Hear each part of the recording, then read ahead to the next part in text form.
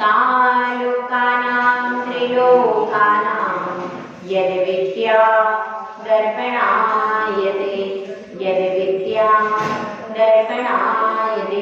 पंच परमेश्वरी भगवान की 1008 श्री आदिनाथ भगवान की, परम पूज्य आचार्य श्री आदि सागर महाराज की, आचार्य श्री महावीर कीर्ति महाराज की, आचार्य श्री विमल सागर महाराज की, आचार्य श्री तपस्वी सम्राट सन्मति सागर महाराज की, आचार्य गुरु सुंदर सागर महाराज की, अहिंसामय विश्व धर्म की, जिनवाणी माता की,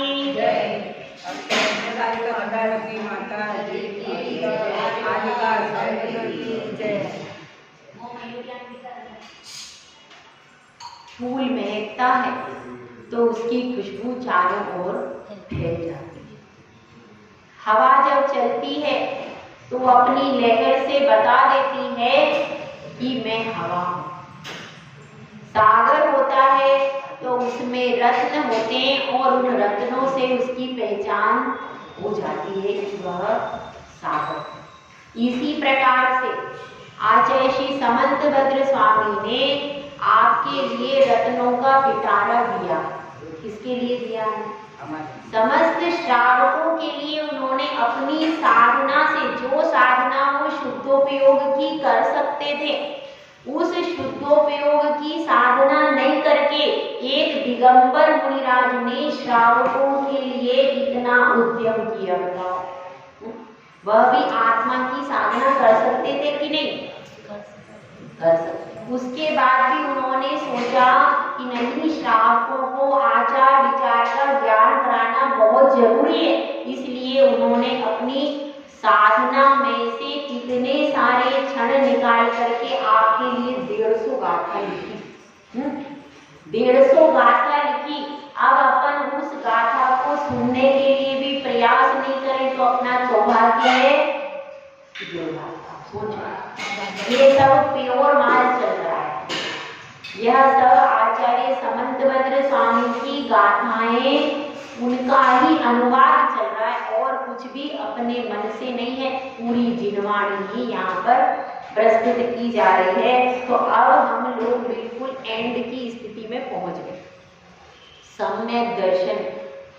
सम्यक दर्शन के द्वारा क्या क्या प्राप्त हो सकता है, इसको आचार्य श्री ने सब समझाया। अब शिष्य कह रहा है कि हे गुरुदेव, आपने सब कुछ समझा दिया, लेकिन मैं तो अल्प बुद्धि, मैं तो इतना सारा आपने कितनी गाथा में समझा दिया। आपने 40 गाथा में सम्यक दर्शन के बारे में बताया। कितनी गाथा हो गई? 40 गाथा में आपने सम्यक दर्शन के बारे में बताया। अब मुझे एक गाथा में, एक श्लोक में यह बता दो कि इस सम्यक दर्शन से क्या फल मिलता है।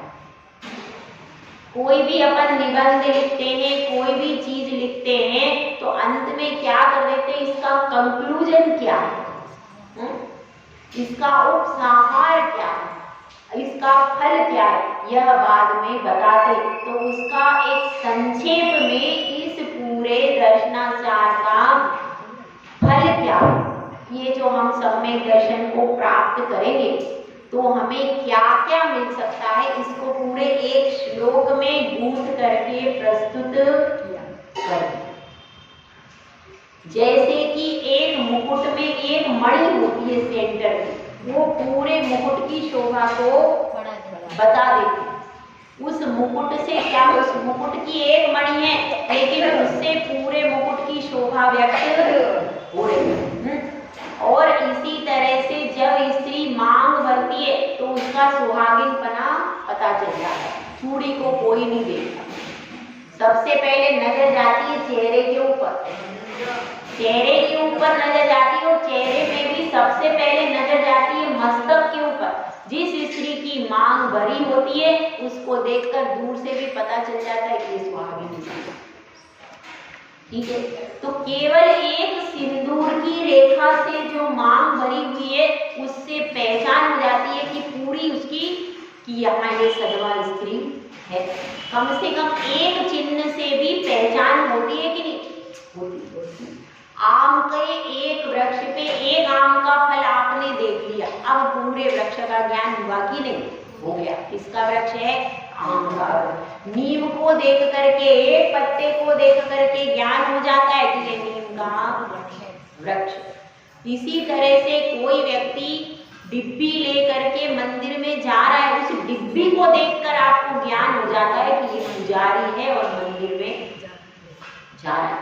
कोई व्यक्ति धोती दुपट्टा पहन करके ऊपर से आ रहा है, उस धोती दुपट्टे से तो आपको पता चल जाएगा कि अभिषेक करने जा रहा है।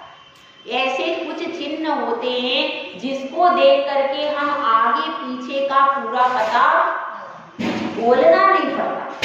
तो ऐसे ही शिष्य कह रहा है, आपको संकेत रूप में हमें बता दो कि सम्यक दर्शन की आराधना करने से क्या क्या मिलता है। तो आचार्य श्री ने संक्षेप में पूरी सूचना इस श्लोक में दे दी। अपन सब पढ़ते हैं श्लोक नंबर 41। देवेंद्र चक्र महिमान ममेयमान, देवेंद्र चक्र महिमान ममेयमान, राजेंद्र चक्र मवनीन्द्र शिरोर्चिनीयम्, राजेंद्र चक्र मवनीन्द्र शिरोर्चिनीयम्, धर्मेंद्र चक्रमतिरीकृत सर्वलोकम्, सर्वेंद्र चक्रमतिरीकृत सर्वलोकम्, लभ्या शिवं च जिन भक्तिरुपैति भव्या, लभ्या शिवं च जिन भक्तिरुपैति भव्या। जो भव्य जीव है उसको ये सारा प्राप्त हो जाता है। कि किसके लिए है? पूरी जितनी भी जिनवाणी है वह किसको लक्ष्य लेकर लिखी गई है? किसको लक्ष्य को लेकर? भव्य जीव, केवल भव्य जीव को ही लक्ष्य लेकर के सारी जिनवाणी लिखी गई। क्यों लिखी गई भव्य जीव को लक्ष्य लेकर के? बताओ, आप बताओ। भव्य जीव को लक्ष्य में लेकर के जिनवाणी इसलिए लिखी गई है क्योंकि भव्य जीव में ही सम्यक दर्शन को प्राप्त करने का क्षमता, वह ही उसको प्रकट कर सकता है। बीज तो सब में है, जितने भी जगत के जीव हैं सब में बीज तो है, पर अंकुरण होने की क्षमता अगर किसी में है तो भव्य सम्यक दर्शन प्रकट करने के लिए ये सब साधन है। इन साधनों को करके फिर अपनी आत्मा में उसको उतारना। ठीक है, तो यहाँ पर फल बताया। फल किस हिसाब से बताया है? भव्य जीव होता है। भव्य जीव भी कितने प्रकार के होते हैं? 3 प्रकार के। लिखवाया था मैंने। 3 प्रकार के भव्य जीव होते हैं। एक होता है निकट भव्य, एक होता है दूर भव्य और एक होता है दूरांतूर भव्य। तो निकट भव्य कैसा होता है? जो 2 से 3 भव में मुक्ति को प्राप्त करता है। जैसे सोधर्मेंद्र, शची इंद्राणी, भगवान तीर्थंकर के माता पिता। माता पिता भी 3 भव में, माता भी चली जाती, पिता भी चले जाते। तो इस तरह से जो भी जीव है, इंद्र, लोकपाल, दक्षिणेंद्र, ये सब भी क्या है? एक भवावतारी भी है। लोकांतिक देव, लोकांतिक देव, सर्वासिद्धि के देव, अनुत्तर विमान वाले 2 भवावतारी। जो 2 से 3 भवावतारी हैं वो कौन है? सब निकट भव। और इसके बाद 7 से 8 भव वाले कौन से हैं? उससे क्या, फिर उससे ज्यादा अर्ध खुदगल परावर्तन काल वाले, वो सब कौन है? वो सब दूर। यहाँ पर भव्य कौन कौन होते हैं इसका प्रकरण चल रहा है। पहले निकट भव्य कौन होता है? जो 3 भव में मुक्ति को प्राप्त करते हैं। तो उसमें आएगा सोधर्मेंद्र, सोधर्मेंद्र की शची इंद्राणी, लोकांतिक देव, सर्वासिद्धि के देव और दक्षिणेंद्र। ये सब क्या है? जो और अनुत्तर विमानवासी भी 2 भवतारी। तो इस अपेक्षा से क्या हो जाता है? वो सब 2 भव में कम से कम 3 भव में मुक्ति को प्राप्त कर लेते हैं। वो क्या कहलाएंगे? उनकी संज्ञा क्या है आगम में? निकट भव। दूर भव में कौन कौन आता है? दूर भव में वे जीव आते हैं जो मैक्सिमम कहाँ तक? अर्ध पुद्गल परावर्तन का, और मिनिमम 7 से 8 भव। 7 से 8 भव वाले कौन हो गए? दूर भव। और एक दूरांदूर भव भी होता है जिसको कि निमित्त ही नहीं मिलता, जिसको जैसे कि अपन गेहूं खरीद के लाते हैं अनाज, अब अनाज की बोरी खूब झाड़नी पड़ती तो भी कुछ दाने उसमें चिपक के रह जाते, कितना भी करो, और अपन ने बाद में 10 साल के बाद भी वो बोरी निकाली तो कुछ दाने उसमें सड़े हुए। तो ऐसे ही दूरांदूर भवे वो है जिसको कोई निमित्त ही नहीं मिलता, जिसको सुधरने का निमित्त ही नहीं मिलता। निमित्त के अभाव के कारण वह संसार में भटकता रहता है, पर उसको निमित्त मतलब आप लोगों को निमित्त मिले, यह भी आपकी बहुत बड़ी भवितव्यता है। मंदिर मिल जाना, साधु कितने जीव हमको कहाँ निमित्त मिलते? दूसरे धर्म के कहाँ निमित्त मिलता? कोई सुधरने का निमित्त ही नहीं मिल रहा हमको, वो भटक रहे। बहुत पुण्यशाली जीव होते हैं जिनको निमित्त मिल जाते हैं, गुरु का सानिध्य मिलना, भगवान का दर्शन मिलना, ये सब प्रबल निमित्त हैं, तो उनको निमित्त ही नहीं मिलते। वो कौन है? दूरांदूर। ठीक है, तो अपन तीनों को थोड़ा सा समझते।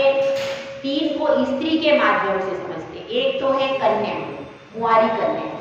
कुंवारी कन्या है, शरीर से स्वस्थ है, पूर्ण स्वस्थ है, तो हर प्रकार से वो योग्य है। किसके लिए योग्य है? मगर अभी उसको पुत्र की उत्पत्ति हो सकती है, कुंवारी कन्या नहीं हो सकती। क्यों? क्योंकि अभी उसके पास निमित्त नहीं, अभी नहीं, पर भविष्य में जब उसका विधिवत अच्छे व्यक्ति के साथ में विवाह हो जाएगा तो वह पुत्र रत्न को उत्पन्न कर लेगी। पर अभी वो कौन है? वो कुंवारी कन्या है, दूर। वो अभी भव्य तो है, पर अभी तुरंत पुत्र रत्न को उत्पन्न नहीं कर सकती। भविष्य में जब उसका सौभाग्यवती होगी तब वह पुत्र रत्न को, कन्या रत्न को उत्पन्न। ठीक है, तो उसकी संभावना है कि नहीं? संभावना है। ठीक है, तो ऐसी प्रकार से भव्य जीव जो दूर भव्य क्या है? अभी वर्तमान में तो वह वर्तमान पर्याय में तो वह उत्पन्न नहीं कर पा रहा समय पर, लेकिन भविष्य में क्या होगा? भविष्य में उसको निमित्त मिल जाएंगे और वह कार्य को सिद्ध करेगा। इसके बाद क्या है? इसके बाद है निकट सुहागिन सदवा शीलवती स्त्री। शीलवती स्त्री है, सुहागिन है, वह स्त्री है, उसका विवाह हो चुका है। अब उसका विवाह हो चुका है, उसका योग्य पुरुष के साथ में विवाह हुआ है और वह सुहागिन स्त्री अब पुत्र रत्न को उत्पन्न कितनी जल्दी कर लेगी कि नहीं? जल्दी कर लेगी। वो तो उसका जो पति है वो भी योग्य है, वह भी शीलवती स्त्री है, दोनों शीलवान है और दोनों जल्दी से पुत्र रत्न को उत्पन्न। शील की महिमा क्यों गाई जाती है? क्योंकि आज की डेट में नपुंसकता बहुत ज्यादा बढ़ गई। उसका कारण क्या है कि हम शील का पालन नहीं करते और अपनी शक्ति को यूं ही अपव्यय कर देते हैं। आजकल जो इस विवाह होता है बहुत लेट होता है, तो पहले अपनी शक्ति का पूरा अपव्यय कर चुके होते हैं। इसके कारण बाद में संतान के लिए शक्ति नहीं रहती, तो संतान की उत्पत्ति नहीं। इसलिए ये समझना चाहिए, जो हमारे आचार्यों ने लिखा है ब्रह्मचर्य का पालन करो, शील का पालन करो, वो नियम आज भी सही है, वो गलत नहीं है। इसीलिए कहा है जो शीलवान स्त्री होती है, शीलवान पुरुष होता है, उसके ही योग्य संतान उत्पन्न होती है। तो अब वह सुहागिन स्त्री है, शीलवती स्त्री है, वह योग्य संतान को, योग्य पुत्र रत्न को जन्म दे देगी। ठीक है ना? तो उसके लिए वो जल्दी दे देगी, जबकि कन्या को अभी समय है। अब तीसरा है दूरांदूर। वह क्या हुआ? उसका विवाह हुआ और तुरंत उसका पति शादी विधवा है, और अब उसने नियम ले लिया है कि मैं अब दूसरा विवाह अब उसको निमित्त मिलेंगे क्या? उसको निमित्त भी नहीं मिलेंगे, तो वह कभी भी पुत्र रत्न को उत्पन्न। तो विधवा सती स्त्री जो है वह कौन है? दूरांतुर, कि वो कभी भी पुत्र रत्न को उत्पन्न नहीं कर पाएगा, उसको निमित्त ही नहीं मिलेगा। तो इस तरह से अपने को 3 उदाहरण के माध्यम से कौन भव्य है, दूरांतुर भव्य, नाम तो भव्य का ही है पर दूरांतुर है, मतलब दूर दूर तक वो कभी सम्यक दर्शन को प्राप्त नहीं कर पाएगी। क्यों? क्योंकि अब वो पहले विधवा हुई, उसको निमित्त का अभाव है। अगर उसका पति होता तो वो कर लेती, पर अब उसने नियम ले लिया तो क्या अब कर ही नहीं सकती ना आगे पुत्र। तो इस तरह से ये 3 उदाहरण। और अभव्य भी होता है। अभव्य क्या होता है? अभव्य मतलब क्या बात है कि जिसको कभी भी सम्यक दर्शन की प्राप्ति नहीं हो सकती, उसमें योग्यता है काय की, उसमें चेतना शक्ति तो है, चेतना शक्ति तो है, लेकिन वो कभी भी सम्यक दर्शन को प्राप्त नहीं कर पाता। ज्ञान दर्शन चेतना सेम है, आपके जैसा ही मनुष्य है, आपके जैसा ही जीव है, लेकिन उस सम्यक दर्शन को बाहर प्रकट नहीं कर पाता पर्याय। वो कौन है? अभव्य, जिसको कभी भी सम्यक दर्शन प्राप्त होगा ही। जैसे कि कोई स्त्री बंध्या स्त्री है, बांध स्त्री, बंध्या स्त्री है, तो उसको कितना ही निमित्त मिल जाए तो भी वो कार्य को सिद्ध नहीं करता, क्योंकि उसकी परेशानी उसके अंदर ही दोष है। तो इस तरह से उसमें भी, अब उसके भी शरीर पूरा है कि नहीं, शरीर पूरा डेवलप है, और उसके बाद भी उससे नहीं। तो अभव्य, अब वो इसको अपन जैसे वो एक बार कोई कारण हो जाए तो वो नहीं होता, इसी प्रकार से अभव्य भी भव्य कभी नहीं बन सकता। बन सकता है? अभव्य कभी भव्य नहीं बन सकता, और भव्य कभी अभव्य। जो जिस प्रकार से जिस भूमिका में है उसी भूमिका में है। ये आगम में बताया। पर्याय खत्म होने के बाद भी बनेगा वो तो किसी भी पर्याय में 3 काल में अभव्य जीव जो है पारिणामिक भाव है। पारिणामिक भाव के दो भेद आते हैं, एक शुद्ध पारिणामिक भाव और एक अशुद्ध पारिणामिक भाव। शुद्ध पारिणामिक भाव क्या है? जो हमारे सबके अंदर चेतना शक्ति जीवत्व भाव है, वो क्या है? वो शुद्ध पारिणामिक। क्योंकि सब में चेतना है कि नहीं? सब में। ऐसा कोई जीव नहीं है जिसमें चेतना नहीं, सब में चेतना, चींटी से लेकर के निगोदिया जीव तक, मनुष्य तक, सब में चेतना शक्ति है। तो इस तरह से वो ये कौन सा पारिणामिक हो गया? शुद्ध पारिणामिक, जो सब में विराजमान है। अशुद्ध पारिणामिक भाव के 2 भेद हैं, भव्य और अभव्य। 2 भेद कौन से हो गए? भव्य और अभव्य। पारिणामिक भाव का अर्थ यह है जो किसी भी कर्म के क्षयोक्षम उदय से जिसको कोई लेना देना से प्रभावित ही नहीं होता, वह तो स्वाभाविक रूप से व्यक्ति के अंदर की चीज है। तो अभव्य और भव्य स्वाभाविक रूप से कोई व्यक्ति होता है, वह कितनी ही पर्याय बदल ले तो भी उसका भव्य और अभव्यपना नष्ट नहीं होता। कब खत्म होता है भव्यपना? भव्य पारिणामिक भाव भी अंत 14वें गुणस्थान तक रहता है।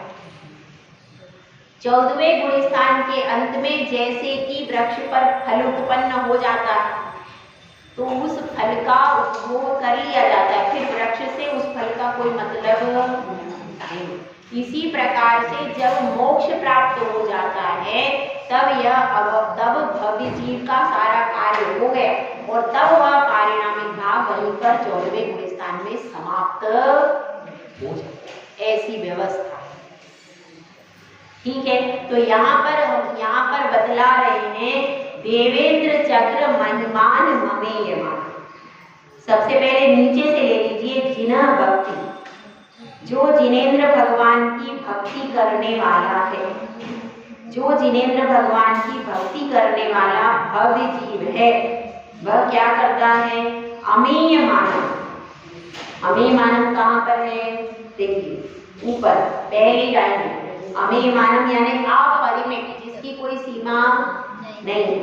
अमेय मानव है और अवनीन्द्र शिरोचिनीरम। अवनीन्द्र का मतलब क्या है? अवनीन्द्र का अर्थ है राजाओं के मस्तकों से वह क्या होता है, मस्तक झुका करके राजा उनको नमस्कार करते हैं, राजाओं के मस्तक से पूजनीय होता है। और राजेंद्र चक्र यानी चक्रवर्ती के चक्र रत्न को प्राप्त करता है। फिर अथिरीकृत सर्वलोकम, समस्त लोक में धर्म चक्र को उत्पन्न करता है। पहले तो क्या बता दिया, पहले तो बहुत सारे राजाओं के द्वारा वंदनीय होता है। फिर दूसरी बार में क्या बताया, चक्रवर्ती के चक्र रत्न को प्राप्त करता है। फिर क्या बता दिया, धर्म चक्र को प्राप्त करता है। और धर्म चक्र को प्राप्त करता है मतलब तीर्थंकर बन जाता है। धर्म चक्र किसके पास होता है? चक्र रत्न तो किसके पास, चक्रवर्ती के पास होता है। और धर्म चक्र केवल तीर्थंकर के पास होता है। जब तीर्थंकर प्रभु का विहार होता है तो सर्वाण यक्ष उस धर्म चक्र को आगे आगे लेकर के चलता। और समूह शरण में भी यदि आपने देखा हो, एक यक्ष ऊपर चक्र लेकर के खड़ा है, देखा है आप हमने समूह शरण में, उसका नाम है सर्वाण यक्ष। वो यक्ष वह उसका काम क्या है, धर्म चक्र की रक्षा करना। उसमें 24 आरे होते धर्म चक्र। क्यों होते हैं 24 आरे? और आपको पता है हमारा जो अशोक चक्र, अशोक चक्र कहाँ है? अशोक चक्र है ना महावीर जी में, महावीर जी का तो बता रहे। भारत में जो अशोक चक्र कहाँ रहता है, अशोक चक्र बताइए। झंडे के बीच में, तिरंगे के मध्य में जो अशोक चक्र है, देखा कि नहीं सबने तिरंगा? तिरंगे के बीच में जो अशोक चक्र है उसमें भी 24 आरे हैं। और उसमें भी 24 मतलब वह सबसे पहले प्रतीक है 24 तीर्थंकरों, 24 तीर्थंकरों का प्रतीक है। और अन्य धर्म में भी 24 पैगंबर होते, 24 ही अवतार होते। तो कहाँ से निकला ये 24 का अंक? मूल रूप से यहीं से, जिन धर्म से ही निकला है। तो वह धर्म चक्र में 24 आरे किसके प्रतीक है कि तीर्थंकर कौन होते, जो धर्म तीर्थ का प्रवर्तन करते। और वह भरत और ऐरावत क्षेत्र में 24 ही होते, इसलिए वह 24 आरे एक एक तीर्थंकर का प्रतीक। तो यहाँ पर यही बताया गया है कि सब कुछ प्राप्त करता है लब्धा शिवम।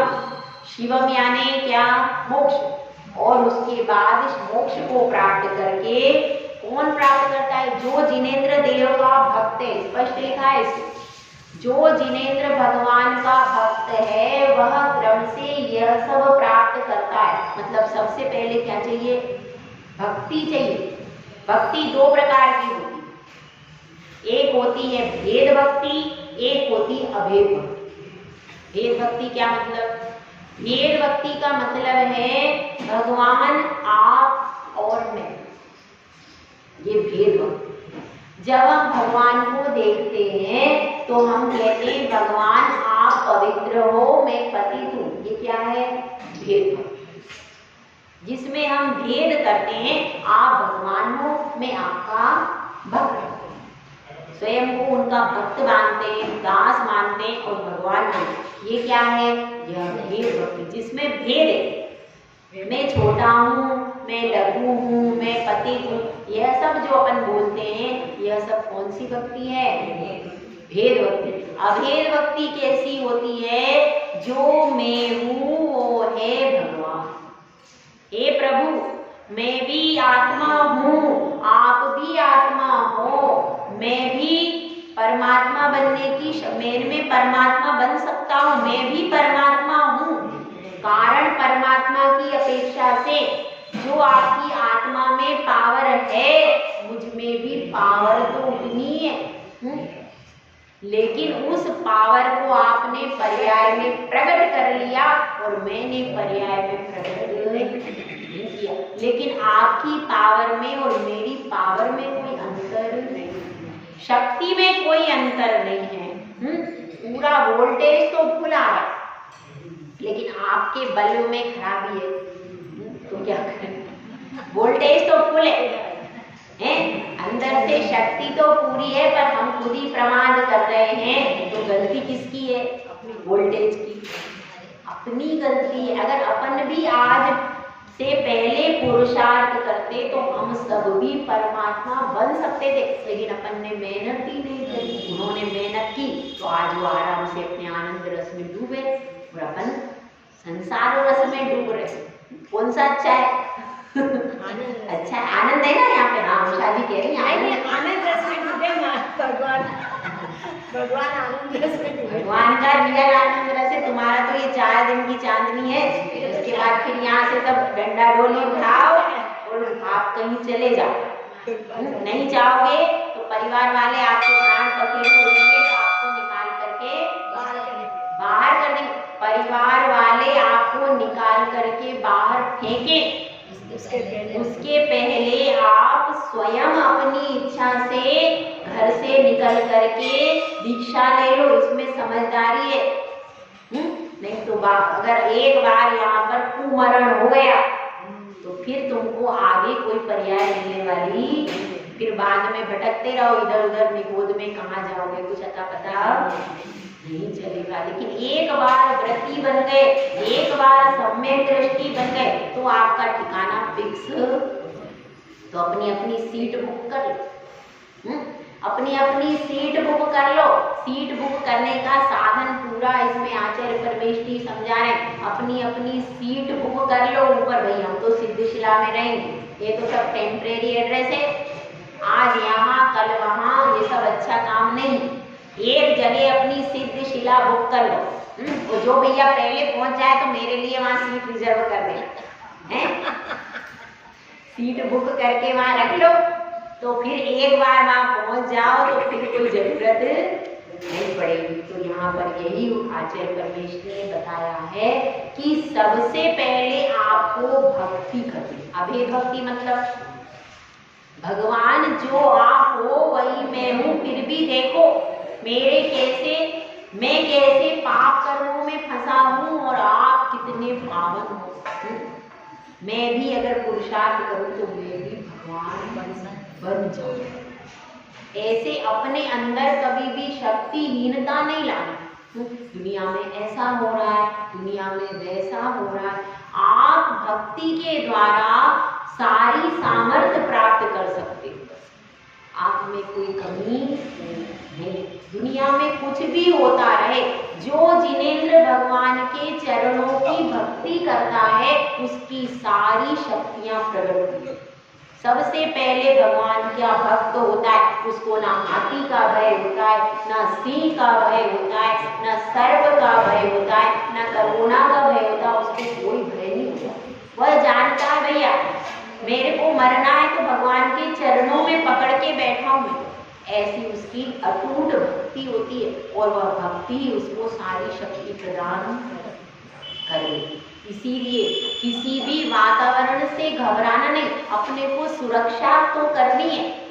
वातावरण कैसा भी हो, अपनी सुरक्षा करो, बचाओ अपने आप को। और पहले जो सुरक्षित थे व्यक्ति, घरों में कन्याएं रहती थी, कन्याएं सुरक्षित थी।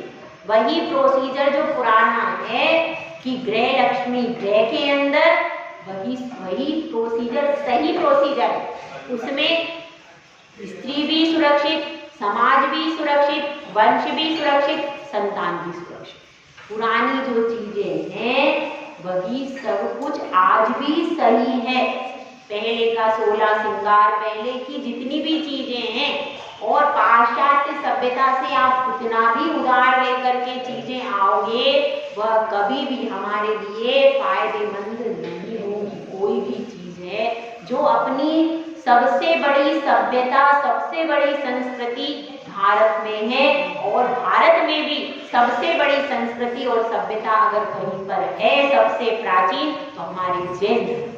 उससे बढ़कर के कहीं कोई संस्कृति सभ्यता नहीं। इस चीज का अटूट श्रद्धा। और सारी चीजें कब मिलेंगी? जब आप तन मन को पूरा न्योछावर करके भगवान की भक्ति करो। भगवान की भक्ति से ही सारी चीजें प्राप्त होती हैं। यह इसका संक्षेप बताया। अपन एक और श्लोक लेंगे, देखिए। सम्यक श्रद्धा तो उत्पन्न कर ली, लेकिन श्रद्धा के साथ में ज्ञान भी जरूरी है। ज्ञान समान न आन जगत में दुख को कारण। सही है, सही है? हाँ भाई बताओ। को कारण। हाँ, ज्ञान समान न आन जगत में दुख को कारण। देखो एक घटना हुई, एक व्यक्ति बैठा था प्रवचन सभा में। अब प्रवचन सभा में बैठा था, प्रवचन सुने उसने। महाराज ने बताया आलू में बहुत दोष है, इस पूरे क्षेत्र में, पूरे आकाश में भर जाए अगर आलू के टुकड़े करें तो उसमें इतने जीव हैं कि सुई की नोक के बराबर पूरे आकाश में भर जाए, इतने जीव हैं। अब महाराज ने प्रवचन किया। अब व्यक्ति घर पे आया, घर पर पत्नी ने परोस दी, क्या है ये? आलू की सब्जी है। अच्छा, मैं तो आज आलू नहीं खाऊंगा, मैंने तो त्याग कर दिया। अच्छा, अरे क्यों तुमने प्रवचन सुनने बैठे? आज तो तुम्हारा त्याग हो गया, मैं क्या करूंगी? तो फिर क्या हुआ? तो उन्होंने कहा देखो, ज्ञान ही दुख का कारण है। आज ना तुम प्रवचन सुनने बैठे और ना सब्जी छूटती, अब उसको रूखी रोटी खानी पड़ी, तो दुख का कारण क्या है?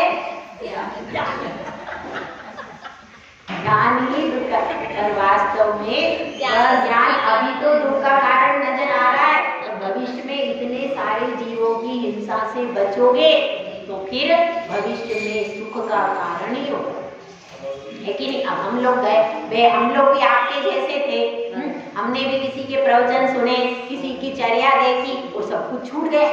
तो देखो अब एक समय भोजन करना पड़ता है, बीमारी भी सहन करनी पड़ती है, पैदल चलना पड़ता है, कितना दुख है। तो ज्ञान तो दुख का कारण है, सही है? भले ही वर्तमान में दिख रहा है कि यह कष्ट है, पर इस कष्ट को अभी सहने से बाद में कर्मों का क्षय होगा और शाश्वत सुख की उपलब्धि होगी। तो इसलिए ज्ञान तो सुख का ही कारण है, कभी दुख का कारण नहीं। अभी आएगा इसमें सब में ज्ञान अधिकार, बहुत अच्छा है, 6 डाला, बहुत बढ़िया। तो ज्ञान हमेशा हमारे लिए ऊपर का ही कारण है, लेकिन ज्ञान 2 प्रकार का होता है। एक तो सांसारिक ज्ञान और एक होता है कौन सा?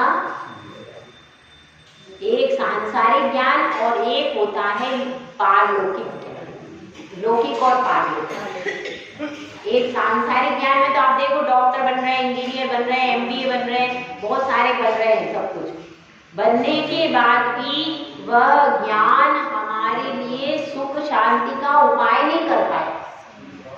कर पाया क्या? आज जो इंजीनियर हैं, आज डॉक्टर हैं, आज जितने भी बन रहे हैं, जो भी कार्य कर रहे हैं, क्या वो सुख शांति प्राप्त कर पाए क्या? क्यों? ज्ञान तो है उनको, ज्ञान तो सब कुछ है, पर उससे सुख तो मिला नहीं। तो इसमें तो लिखा है ज्ञान सुख का कारण है। यहाँ पर जो ज्ञान की चर्चा हो रही वो सम्यक ज्ञान की चर्चा हो रही। सम्यक ज्ञान 5 प्रकार का, कौन कौन सा होता है?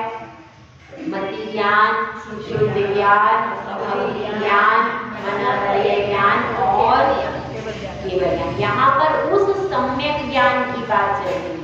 वह जो है वह केवल ज्ञान सबसे बड़ा। और फिर ये सब अभी कौन से ज्ञान हो सकते हैं वर्तमान समय में? मति 2 ही हो सकते, अवधि ज्ञान भी नहीं हो सकता, मनोवय भी नहीं होगा, केवल मति और शुद्ध ज्ञान ही अभी अवेलेबल है। अवधि ज्ञान कब होता है? पंचम काल में नहीं होता है अवधि ज्ञान। तो इसलिए अभी सिर्फ निमित्त के द्वारा थोड़ा बहुत जानते हैं, बाकी देवों में नारकियों में होती है, देवों और नारकियों में होता है, और चतुर्थ काल में विदेह क्षेत्र में हो रहा है अवधि ज्ञान, मुनिराजों को भी हो रहा है और बाकी भी लोगों को हो रहा है। तो इस तरह से क्या है, अपने को मति श्रुत 2 ही ज्ञान, उसी का क्षयोक्षम होगा ज्ञानावर्णी कर्म का, मति ज्ञानावर्णी और शुद्ध ज्ञानावर्णी। उसके क्षयोक्षम से जो ज्ञान प्राप्त होता है वह मति और शुद्ध ज्ञान अपने पास में है। ठीक है, तो वह मति शुद्ध ज्ञान भी कितना, उसमें क्या क्या विशेषता होती है, सम्यक ज्ञान का लक्षण इस कारिका में बताया। आज से अपना द्वितीय अधिकार शुरू हो गया। पहला सम्यक दर्शनाधिकार पूरा हो गया, अब सम्यक ज्ञानाधिकार प्रारंभ हो गया। अन्यूनमतिरिक्तम् याथा तथ्यं विना च विपरीतात् निसंदेहं वेदय गाहुस्तज्ज्ञानमागमिनः। वह सम्यक ज्ञान जो होता है, वह सम्यक ज्ञान अन्यूनमतिरिक्तम्, मतलब जो वस्तु का स्वरूप जिनेंद्र भगवान ने जैसा कहा है, यहाँ लिखा है ना आहु, आहु लिखा है ना, आहु मतलब कहा है। जिनेंद्र भगवान ने जैसा 7 तत्वों का स्वरूप कहा है, वह अन्यून, उसमें कम नहीं करना, न्यून नहीं करना, और वो उसमें कुछ मिलाना भी नहीं अपनी तरफ से, एक भी शब्द एक भी अक्षर मिलाना नहीं है। जो जिनवाणी जैसी कही गई है उसमें ना एक अक्षर मिलाना है और ना एक अक्षर उसमें कम। जैसी हमको मिली है, जैसी गाथा मिली है, जैसा सब कुछ मिला है, विनागम मूल आगम, जो कि पुष्पदंत भूतबली महाराज ने लिखा, आचार्य कुंद ने लिखा है, आचार्य अमृत चंद्र आचार्य ने टीका लिखी, आचार्य जयसेन आचार्य ने टीका लिखी। तो आचार्य श्री ने हमको जितना भी पढ़ाया है पूरा मूल आगम ही पढ़ाया। हम तो प्रवचन की किताब को जानते ही नहीं थे, आचार्य श्री हमको हटा देते, प्रवचन की किताब नहीं पढ़ोगे, किसी साधु की अलग से किताबें नहीं पढ़ोगे, केवल मूल आगम ही पढ़ो। और हमारे संघ में आज भी पूरा मूल आगम का ही स्वाध्याय चलता है। आचार्य श्री पूरी संस्कृत की टीका पढ़ते, पहले गाथा पढ़ेंगे, उसके बाद संस्कृत की टीका पढ़ेंगे, उसके बाद हिंदी का भावार्थ या तो स्वयं पढ़ेंगे या माता जी या महाराज जी से पढ़ाएंगे।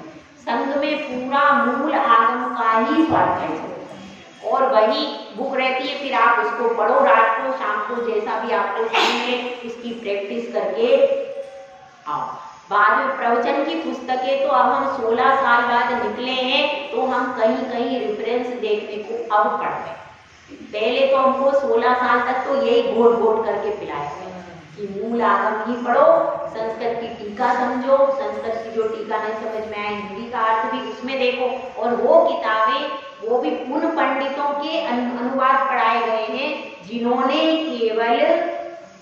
केवल मूल अर्थ को ही लिखा है। अभी भी आचार्य जी ने मुझे पंचास्तिका की किताब पिछले साल भेजी, तो वह आचार्य विमल सागर और भरत सागर महाराज जी की उसमें फोटो है, और उस किताब में जो मूल संस्कृत की टीका है और गाथा है उस उतना ही अर्थ है, बिल्कुल ना पातला, एक भी शब्द एक्स्ट्रा नहीं, ऐसी गाथा।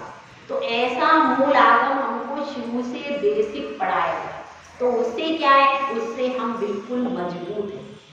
यदि इधर उधर की किताबें पढ़ते हैं जोड़ा तोड़ी में, तो फिर अपना अध्ययन ठोस नहीं होता। अगर अपन मूल आगम को बेस से पढ़ते हैं तो अध्ययन भले ही थोड़ा होगा पर वो ठोस अध्ययन होगा।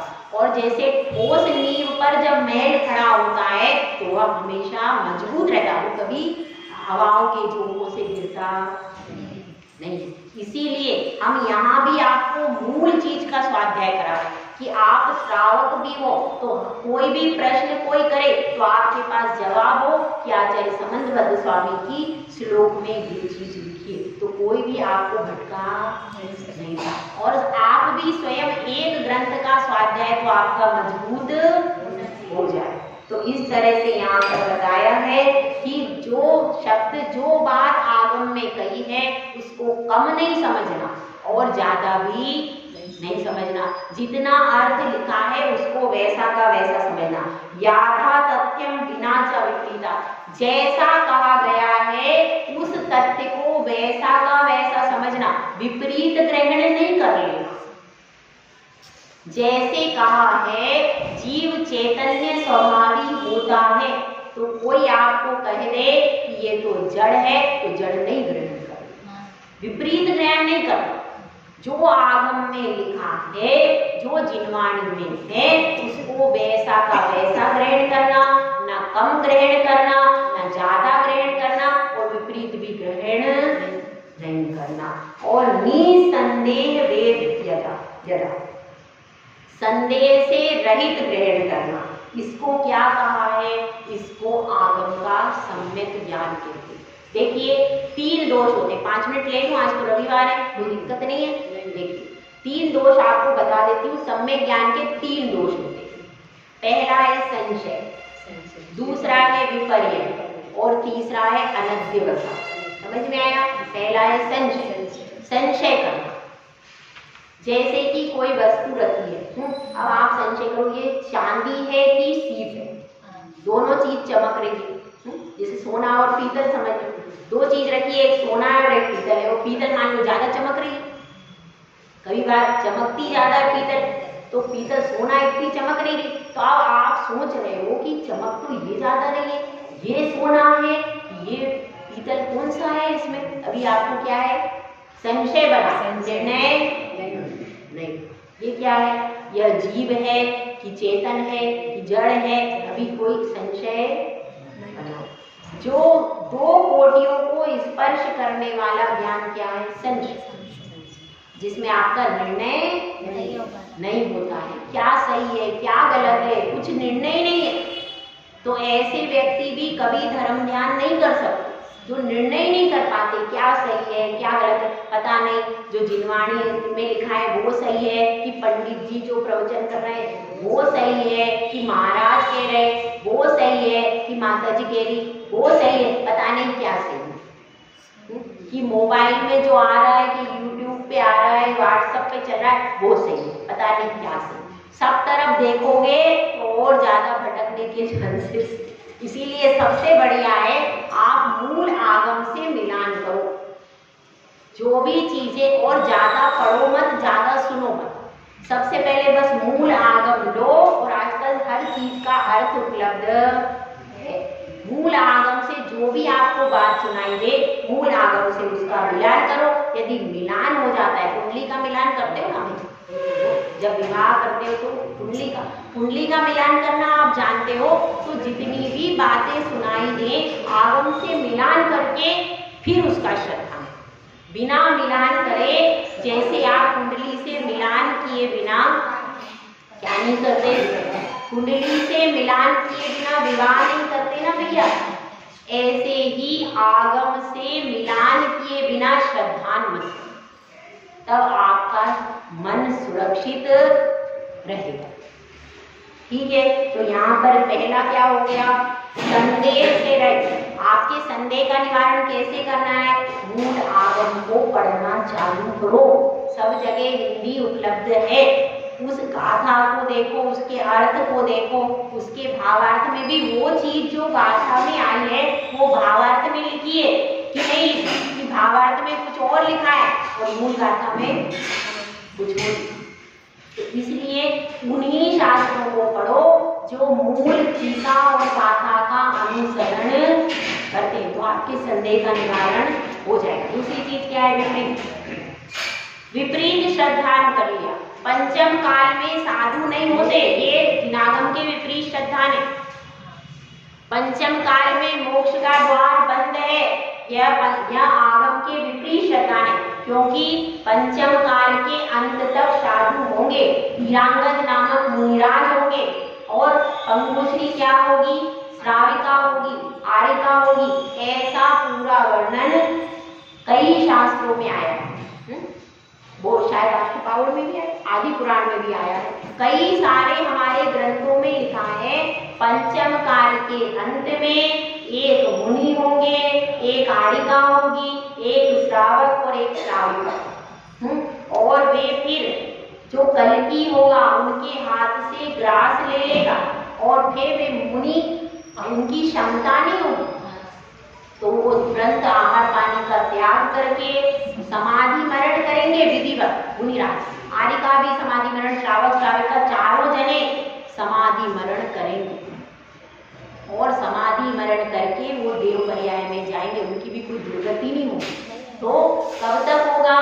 पंचम काल के अंत तक धर्म रहेगा। और हम अभी से मान के बैठ गए पंचम काल में मुनि नहीं होते, तो ये क्या है? यह है विपरीत श्रद्धा। और पंचम काल में मोक्ष का द्वार बंद नहीं, क्योंकि अष्टपाउड़ में आया है अज्जवी तिरियण शुद्धा, ऐसे करके गाता है अष्टपाउड़ में कि आज भी जो मुनिराज सम्यक दर्शन ज्ञान और चारित्र का पूर्ण रूपे अच्छे से पालन कर रहे हैं, वे पालन करने वाले लोकांतिक देव बन सकते हैं, आज भी 5वें स्वर्ग तक जा सकते हैं। तो लोकांतिक देव एक भवावतारी होता है, तो मोक्ष द्वार खुला है कि बंद है? खुला है, खुला है कि नहीं? अरे तीर्थंकर भगवान को भी 10 भव लग गए, यहाँ तो 3 भव में आपको टिकट मिल रही है, तो मोक्ष का द्वार खुला ही है ना, खुला है। हाँ, बस पंचम काल से आपको डायरेक्ट नहीं मिल रहा, पर 3 भव भी बुरे तो नहीं है। तो लोकांतिक देव में आराम से आप रहो, कोई परेशानी नहीं, ब्रह्म स्वर्ग के अंत में, और फिर उसके बाद आकर के मोक्ष ले लो। तो इस तरह से ना अभी मोक्ष का द्वार बंद है और पंचम काल में भी मुनिराज साधना करो, ठीक है। तो इसलिए मिथ्या श्रद्धान नहीं करना कि पाप तो मुनि होते नहीं है, अब तो धर्म होता नहीं है, ऐसा ये अगर अपन ऐसा श्रद्धान करते हैं तो ये क्या हो गया? आगम के विपरीत श्रद्धा, और इसलिए हाँ, ये मिथ्या तो कर्म का बंद होगा। ये क्या है? 3 दोष लगते हैं ना सम्यक ज्ञान, पहला हो गया संशय, दूसरा हो गया विपरीत, विपरीत श्रद्धान कर लेंगे। उसके बाद क्या है? अनध्यवसाय। अनध्यवसाय का अर्थ है कुछ है, जैसे अपन चल रहे, चलते चलते अपने को ध्यान नहीं रहा, देख कर भी नहीं चले और लगा पैर के नीचे कुछ, तो भाई कांटा है कि कांच है कि पत्थर है, चुभ रहा कुछ, क्या है पता नहीं। इसी तरह से ऐसा वो रहता अनजाना सा व्यक्ति, भाई अब क्या है, कुछ भी होगा, कुछ पढ़ लेते हैं, देख लेते हैं, उसको ना तो वो निर्णय की स्थिति में नहीं है, कुछ है में कोई समझ में नहीं आता। जैसे कभी कभी क्या होता है, कुछ में अपने को निर्णय नहीं होता क्या चीज है, जब तक वस्तु का नाम नहीं पता चलेगा। जब अपन ने खुरच के निकाला तो पता चला कि कांच है, उसके पहले क्या लगा, भाई पैर में क्या कुछ है, कुछ चुभ रहा है, कुछ चुभ रहा है,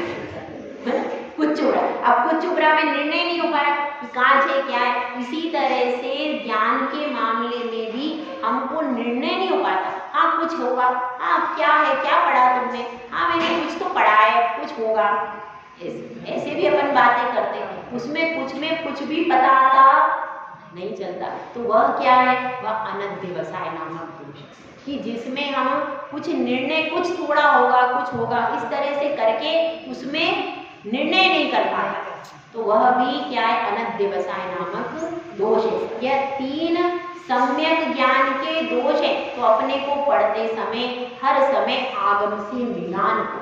आजकल बहुत व्हाट्सएप चल रहा है, तरह तरह के बहुत सारे प्रवचन चल रहे हैं, व्हाट्सएप चल रहा है, उसमें व्यक्ति इतना भ्रमित हो रहा। मैं तो सोचती हूँ पहले ये सब कुछ नहीं था ना, मोबाइल तो बहुत अच्छा, बहुत अच्छी श्रद्धा सब।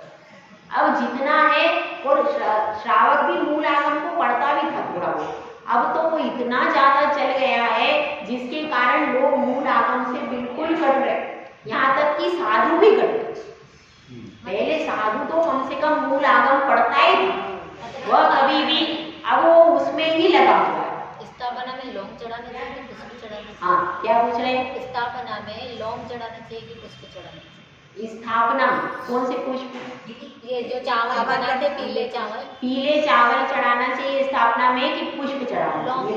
लौंग। स्थापना में दोनों चढ़ा सकते हैं, स्थापना में दोनों चढ़ाए जा सकते हैं, पुष्प भी चढ़ाए जा सकते हैं। और आपके पास छोटे फूल हो, अगर छोटे साइज के फूल हो तो वो भी स्थापना में चढ़ाए जाते हैं। मैंने बोलते कि लौंग तो फूल की गिनती में आता है। हाँ, तो क्या हो, पुष्प तो लिखा है पुष्पांजलि छिपे, तो उसमें क्या दोष है?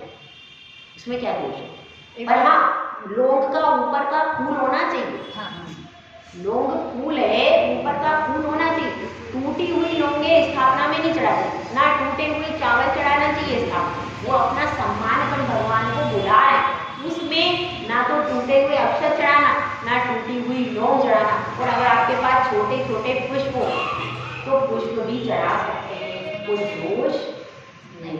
बड़े पुष्प तो चढ़ाने में दिक्कत होगी, 3 या तो बड़े हो तो 3 चढ़ा लो, बड़ी स्थापना आपके पास अगर हो तो 3 पुष्प भी चढ़ा सकते हो, ऐसा भी कर सकते हो। और छोटे पुष्प तो छोटे भी चढ़ा सकते हो, साक्षात पुष्प भी चढ़ाए जा सकते हैं, कोई दोष नहीं है। और लोग, और इसीलिए मैं कह रही हूँ, ज्यादा सुनोगे तो ज्यादा परेशान होगे और अपनी मूल क्रिया को भी छोड़कर परेशानी में पड़ जाओगे।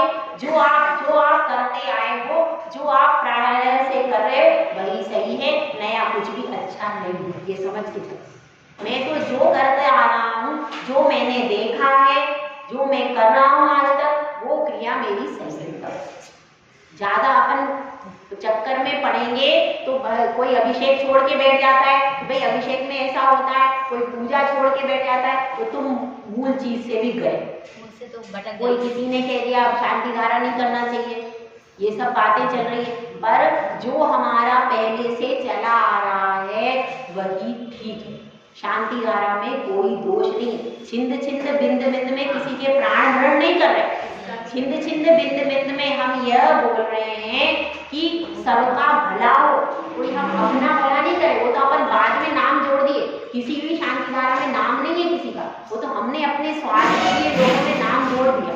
और एक सबकी संतुष्टि के लिए हम भी नाम बोल देते, पर वो तो शांति धारा समस्त विश्व की शांति के लिए है, उसमें कोई दोष नहीं है। इसीलिए अपनी पुरानी क्रिया किसी के भी कहने से, कहीं भी देखने से छोड़ना नहीं है। जो प्राचीन आचार्य कह गए हैं, जो प्राचीन परंपरा चल रही, वह प्राचीन परंपरा को यथावत रखना, उसमें संशय मत करना, ठीक है।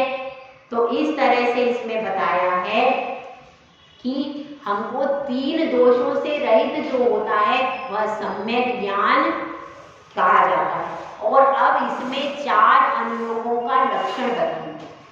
4 अनुयोग है ना, प्रथमानुयोग, चरणानुयोग, कर्णानुयोग और नवचरण। यह 4 अनुयोग में क्या क्या आता है, कौन कौन से शास्त्र इस अनुयोग में आते हैं। बहुत इंपॉर्टेंट गाथाएं, 4 गाथाएं चलेंगी, जिसमें आपको बताया जाएगा आपको किस ग्रंथ से क्या मिलता है और किस ग्रंथ को कैसे पढ़ना चाहिए।